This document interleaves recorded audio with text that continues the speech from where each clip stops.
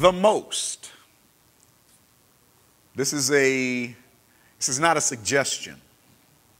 This is a command.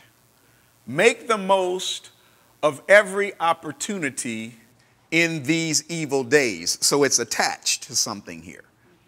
There are opportunities that are arising in these days that are evil. Kenny made reference to one. I go to work every day and I work with people who don't want this work. I work with people who hate everybody and seemingly everything. Make the most of every opportunity in these evil days. Don't look at the opportunity and dismiss it as an opportunity. See it and make the most out of it. See it and grab it.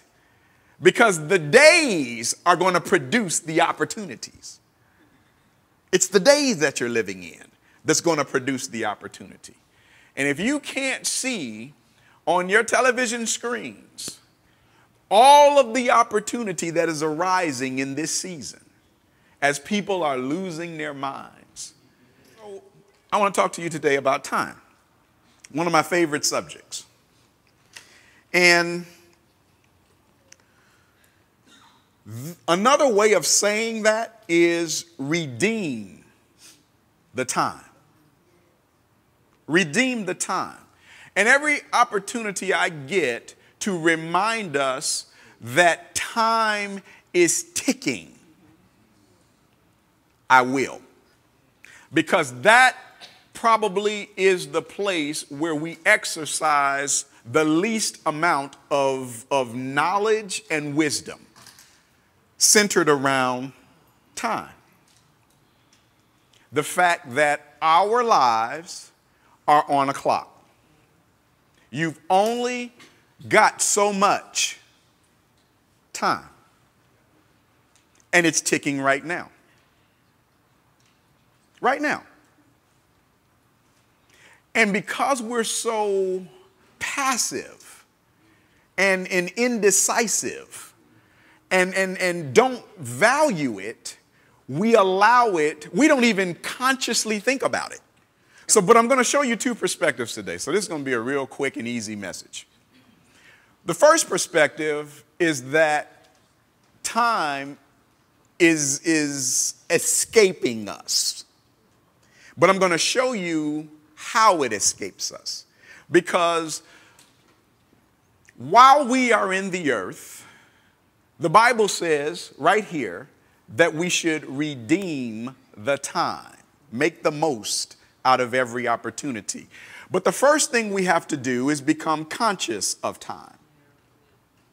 Got to become conscious of it so that we understand that all of our lives are ticking like sand through an hourglass. So are the days of our lives. And I know you understand that because it's in your spirit from a soap opera.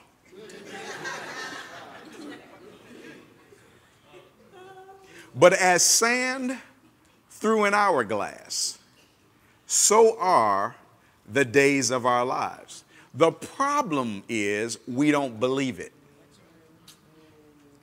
Because if we realize that every time one of those things drops, I can't get it back. If we realize, just realize, look at the whole picture and realize that there is a pre-measured amount. There is a pre-measured amount. Realize that somebody turned it on as soon as you hit the earth. And it wasn't you. It wasn't you that started it flowing. And there's a pre-measured amount. Now, I collect these, And one of the things I noticed that I never knew when I started collecting them is that they have different times on them. How many of you knew that? See, because I got stuck with the name, Hourglass. And it never occurred to me that you could measure time by them. It never occurred to me. They were just, hourglasses. But there are 3-minute hourglasses. There are 60-minute hourglasses. There are 30-minute hourglasses. There are 1-minute hourglasses. Those are usually the ones that you find in the games, the little bitty ones. 1-minute hourglasses. And it doesn't matter what the size is. What matters is how much time you were given, because it then determines how you got to move. That's right. That's right. You follow? Because when you playing that game and you got a 1-minute thing and they turn it over and that sand starts dripping, you start moving like this. Because you got to do whatever you got to do in that game and make whatever decision you got to make in that game within that specified amount of time. And the last thing you want to hear is, time's up. Time's up. And whatever you have accomplished or not accomplished at that point, your turn is over. Say, my turn is over. My turn is over. Why don't we think like that when it comes to life? Because he's saying, make the most of every opportunity that you get with your pre-measured amount of time, which is not the same for all players in the game. It's not the same. So how do you even look at that? Seems like that would cause me to make decisions. Okay.